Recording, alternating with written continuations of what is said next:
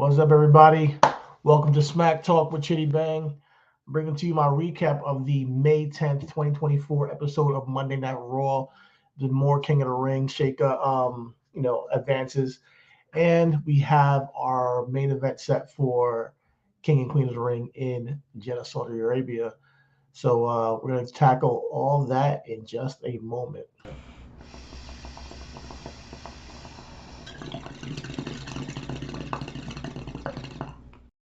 Welcome to the Reasonable Wrestling Podcast and Smack Talk with Chidi Bang. I'm one half of the Reasonable Wrestling Podcast, and I'm here to bring to you my recap on Smackdown. So let's just get right into it, man. Let me pull up my notes because I know don't want to leave my notes. I took some notes, baby.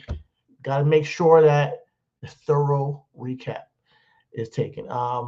So let's just kick it off the top of how the night started. Cody Rhodes was introduced by Nick Aldis. He was introduced, got his entrance. He came to the ring. And Nick, he put him over a little bit, and he said that he already has his next opponent since he's the fighting champion. And he introduces none other than Logan Paul. Now, Logan Paul comes out. He talks his shit, says that, they debuted the same night.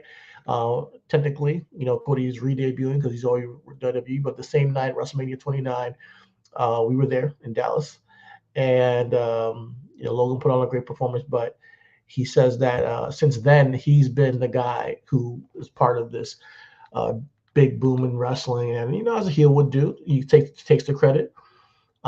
He insinuates that this is the Logan Paul Levesque era, and that he wants to reclaim the World Heavyweight Championship or the WWE Championship from Cody.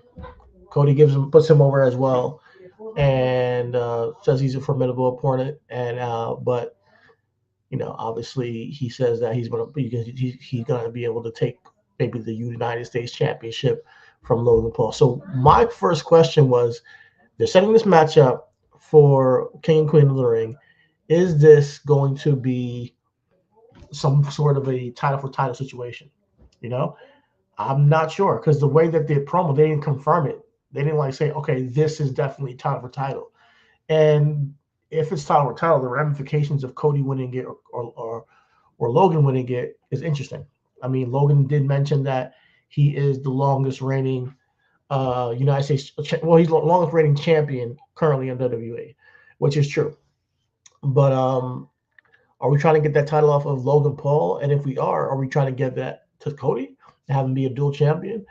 So it's just interesting because I didn't expect it, but I don't know where we actually go from here. You know what I mean? I don't know where we actually take this from, and I'm just gonna watch and find out. Clearly, they got an idea, but I want confirmation that it's title for title, because at the end of the promo, they did raise their titles up in the air as if they're both champions. But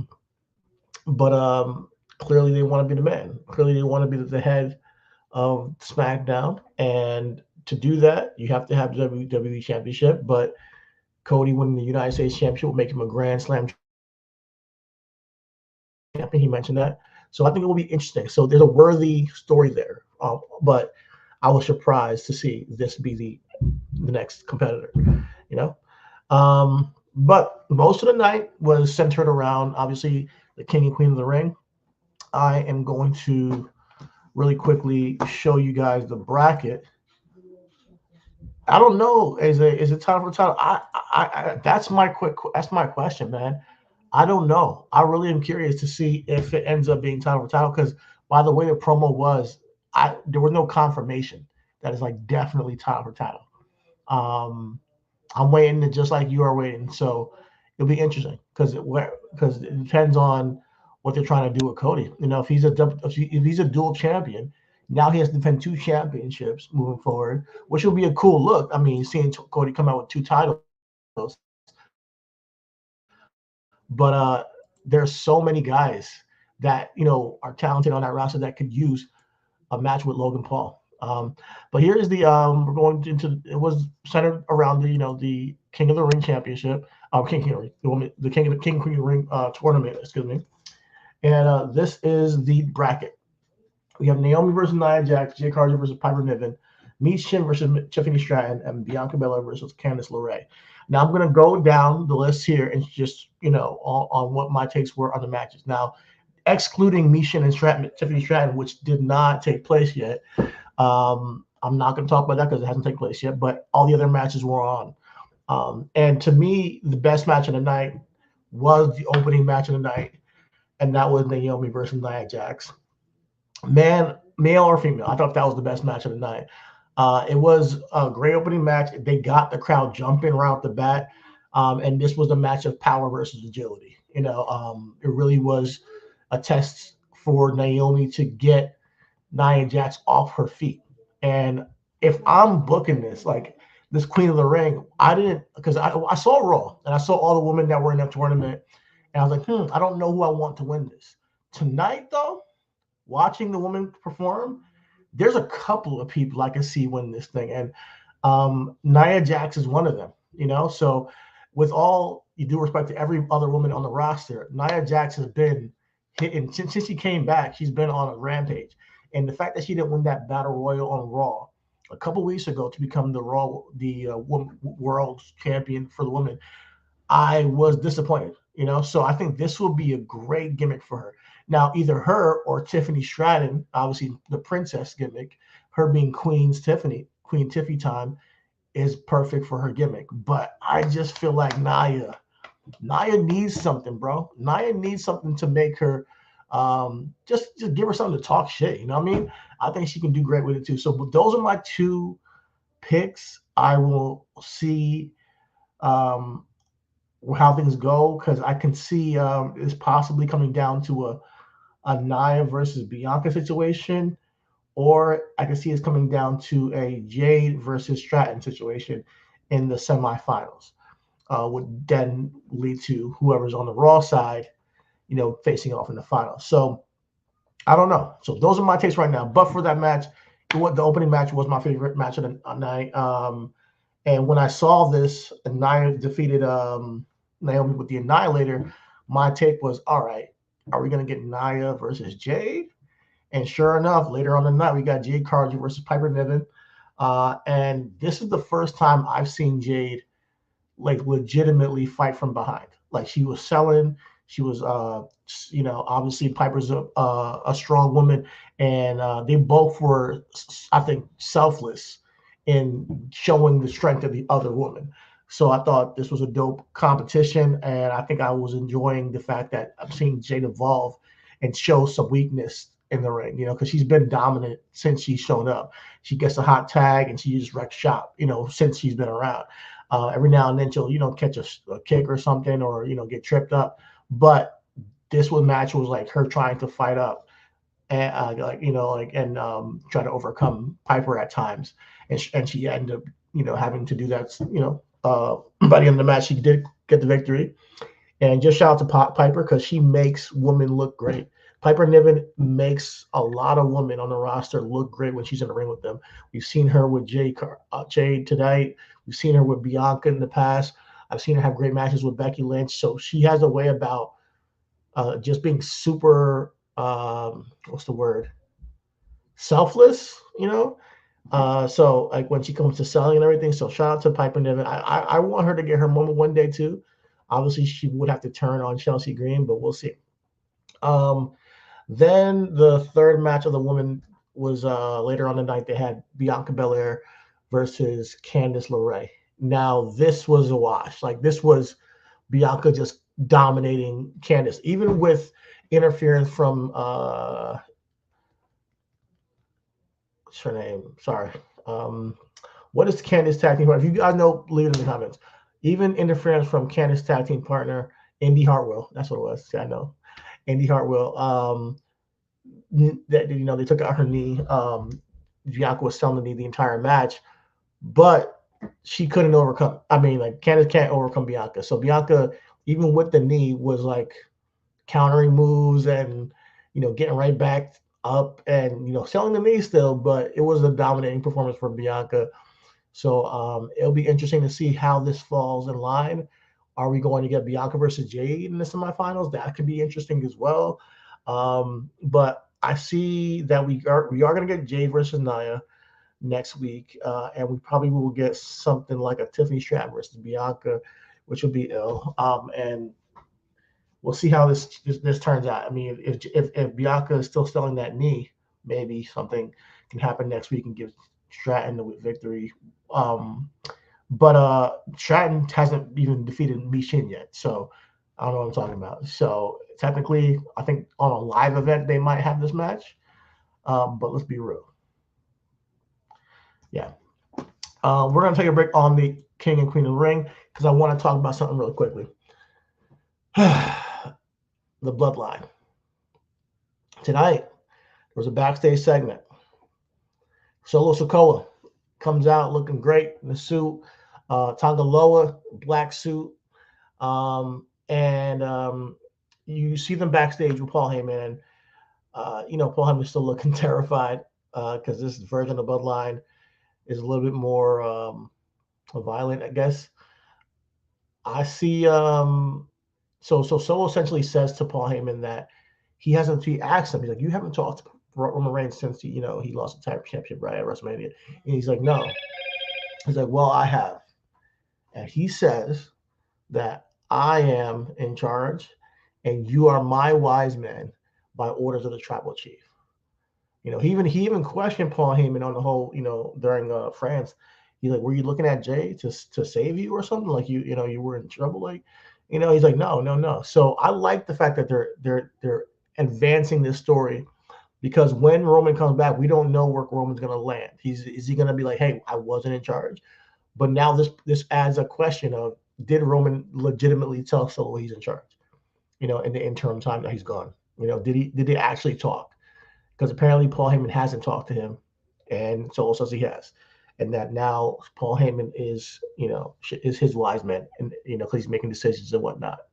So this adds a little layer of reasonable doubt of whether Roman will come back and be upset with the situation or not. So I like that. Now let's go to the men bracket. Give me 1 second to pull that up.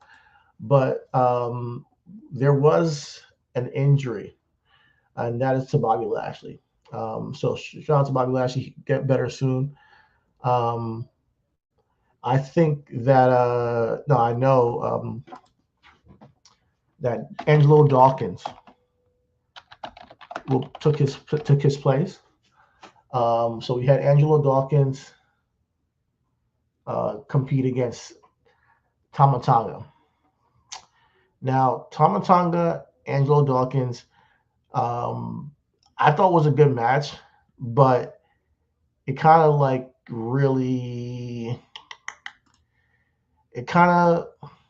how do I say this? It kind of was it was more of a propaganda for the Bloodline. You know what I mean? Like they ended up jumping Montez out the ring. The finish was like anticlimactic. Tama hit him with I don't know what you call it, but it was Shelton Benjamin's first, kind of jumping STO kind of maneuver. So to me, I genuinely was like, all right, cool. It was cool and all, but it just showed more. I wouldn't say propaganda, but it was more of just showing the dominance of Bloodline. And they took out Montez. He was distracted. He turned around and got hit with Tama's finisher and got pinned. So it wasn't that crazy. Solo came out, hit him with the spike, hit Montez with the spike after that. So it was just that. So where it says Bobby Lashley right here, that is actually at Angelo Dawkins, and Tonga moved on. We also had earlier in the night Corbin versus Carmelo Hayes. This match over here, it was cool. It was fun. I enjoyed it. I enjoyed the match, and I believe that Carmelo Hayes is being pushed, to be a formidable foe for anybody on the roster. This was about speed versus agility too. Corbin, man, he's still as agile as he's ever been, and as he gets older and gets and he's pretty much a veteran now. Like he's been great. So, but Carmelo ended up sneaking a victory with a small package. It was a good match though, so it kept Baron Corbin in his first match back on the main roster, kind of having an out, and Carmelo obviously got the victory to move on in the competition. All right, in the tournament. Speaking of well, actually, there also was a promo backstage with Randy Orton, and he had problems in a situation with Tom and Tonga. Clearly, he did shout out Kevin Owens, and that he has to go through all these guys to get to Tama Tonga. He's dead set on RKOing Tama Tonga to repay him for taking out Kevin Owens at Backlash. So they're on the opposite sides of the bracket, as he mentioned. I'm looking at this and I'm like, are we going to get Randy Orton and Tama Tonga in the semifinals? I don't know. They already kind of set that up, but maybe all the threats can make something happen where they interfere in the other person's match and cost them, the King of the Ring. Because if I'm looking at this bracket on the SmackDown side, I like the idea of Carmelo and LA Knight in the finals. That's what I would prefer. That's what I would prefer, honestly. But I think Randy Orton and Tom are on the opposite sides. They might set that up as the semifinals. And I want the semifinals to take place at King and Queen of the Ring and on the PLE. So there will be 3 matches of the King of the Ring tournament at the PLE. That's my recommendation. So on one side, I would say Gunther and Dragunov should be on that side. Then we get Hayes and LA Knight on that other side. And then that'll be 2 matches that are going into the PLE, along with Cody Rhodes and Logan Paul and whatever matches Liv and Becky right now. So that's what we got. That's what my bracket. If you're saying bracket busting, March Madness type of shit, that's how I'm going with this. I'm having a LA Knight beat Escobar. I'm having Tonga he beat Angelo Dawkins ready. AJ Styles and Randy Orton did compete in the main event. Obviously, they're professionals. They're great. The match was kind of formulaic of what you would expect from Randy Orton match and AJ Styles. He was working the knee on Randy, and he did hit him with the phenomenal forearm at one point, but Randy was able to grab the bottom rope. But he just got right back up and just RKO'd him, like, just to end the match. It was like out of nowhere. But nothing crazy happened in the match. So Randy Orton moved on. So we got Randy Orton and Carmelo Hayes. I personally would like Carmelo Hayes to sneak a victory in that, maybe with the help of a meddling bloodline, Tama Tonga, and then Randy Orton to return the favor in the Tama Tonga versus LA Knight match. And then we get LA Knight versus Carmelo in the finals. That's what I would recommend. All right. But yeah, for the most part, that was the show. Let me see if there's anything on my notes. For the most part, that was the entire show. So it's definitely set strongly on the, and it's a shorter than Raw, obviously 1 hour shorter, but it's heavily focused on the King of the Ring and Queen of the Ring. Queen of the Ring, I'm really interested in seeing how this shapes up, but I'm looking for Queen Nia or Queen Tiffy.